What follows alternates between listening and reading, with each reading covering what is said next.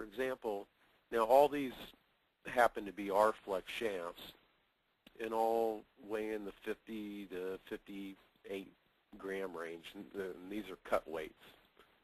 You see that the frequencies, they vary about 9 CPMs within this limited range of shafts we have shown here, low of 243 to high of 252, even though the DSFI is the same number. But how they do it is in different ways. If you look at the butt and tip deflections, the higher the number, the stiffer it is.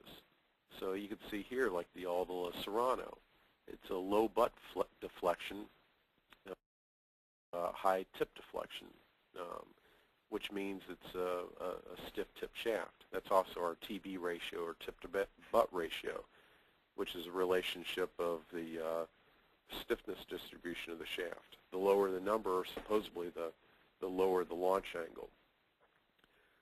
And then we have our cut torque. And our torques are always going to be higher than the manufacturers because we measure a greater amount of the shaft.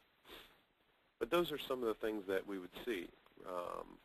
You know, if we had someone with a smoother tempo, we might opt for one of the shafts with the lower frequency or the softer tip section. Someone where it was more aggressive, we might go to something with a little bit higher tip deflection, unless the person you know, faded or sliced the ball, where we might make some different adjustments. But that's what, you know, some of the material that we offer for you to for free.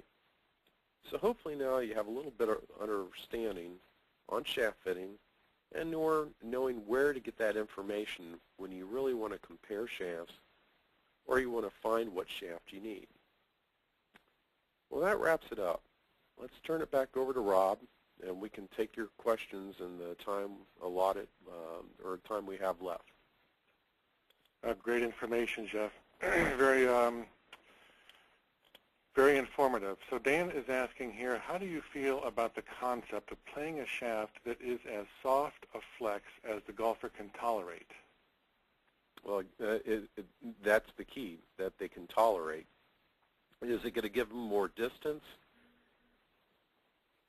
I mean, some people think there is, but unless it increases their swing speed, probably not. It may help, because of the extra bending, may help create a higher launch angle, because the shaft may be bent more forward in impact. It may actually close it. So there's a fine line there. There's probably a number of shafts that you can play, in all honesty. It's just you want to avoid huge changes in weight or stiffness or torques that are going to change the final result.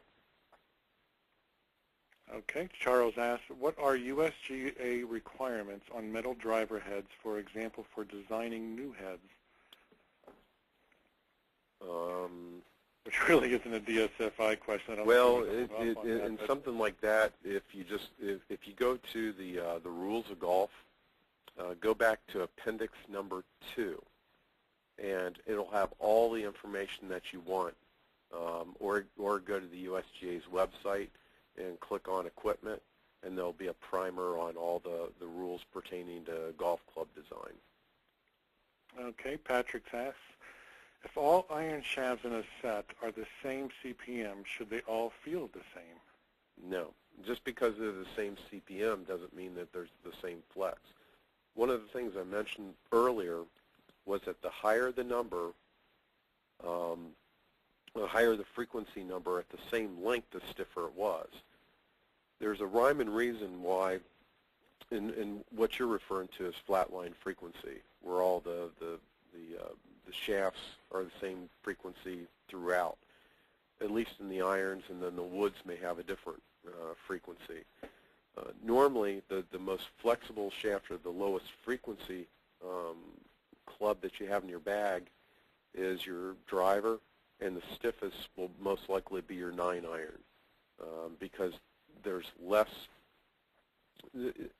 just like the one diagram I was showing where the swing arc with the 3/4 swing has less time for it to recover.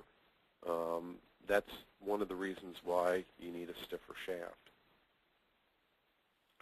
All right, is spine alignment on modern steel shafts overrated? From Patrick. I really can't get into that too much because of patents, but to me it is really not needed. Okay. Rich asks, if a swing speed is less than the recommended range for a shaft, how will that affect ball flight? Lower? More direction variation?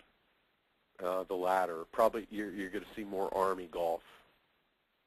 Just a lack of accuracy. All right. Art asks, estimating tempo seems quite important. How is this best done when fitting a golfer? You almost get a feel for it. That's where, I'd love to be able to have devices available to get more exact readings, but they're quite expensive.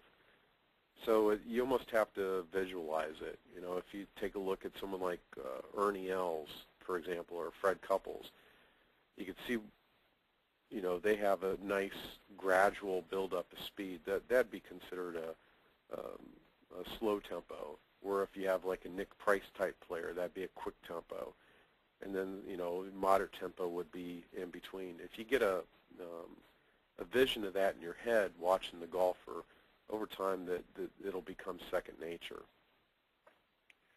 To follow up on soft as flex as possible, I've heard that in trying to build as much feel as possible and that golfers tend to play too stiff of a shaft.